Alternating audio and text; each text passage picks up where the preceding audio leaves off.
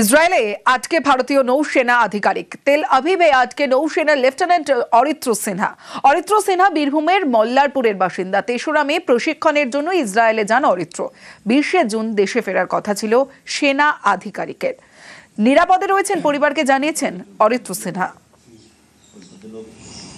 ফেরার কথা ছিল, কিন্তু ২০ তারিখে টিকিট ক্যান্সেল হয়েছে, যেহেতু সব এয়ারপোর্ট বন্ধ।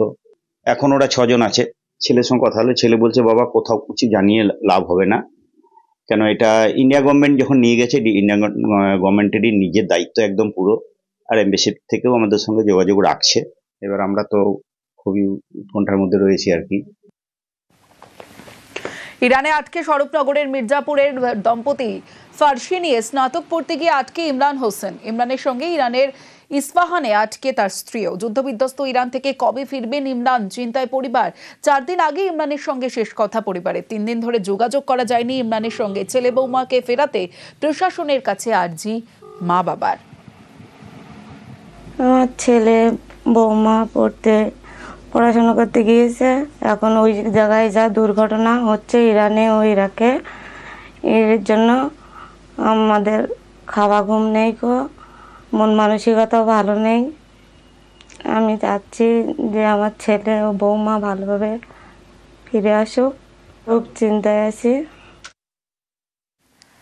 ইরানে আটকে দেগঙ্গার ঢালিপাড়ার 11 জন। পড়াশোনার জন্য গিয়ে আটকে 3 পরিবারের 11 জন ইরানে আটকে। খাওয়া দাওয়ার সমস্যা ক্রমশ বাড়ছে। মঙ্গলবার থেকে যোগাযোগ করা যাচ্ছে না। গতকাল ফেরার কথা থাকলেও ফিরতে পারেননি।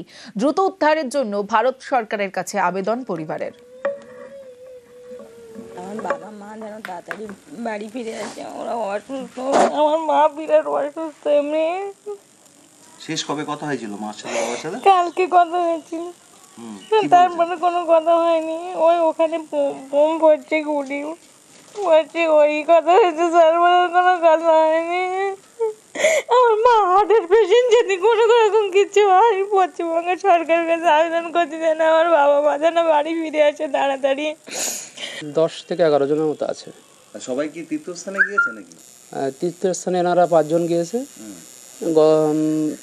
আর পড়াশোনার উদ্দেশ্যে আছে আর 5 জনের মতো। খাওয়া দাওয়াটা তো অসুবিধা হচ্ছে, আবার সব থেকে বড় অসুবিধা হচ্ছে ওনার লেনদেনে। সেরকম কন্ডিশন নেই যে অন্য কোনো অ্যাম্বাসাডার ধরে আসবে, কারণ তারাও সেরকম রিস্ক নিচ্ছে না।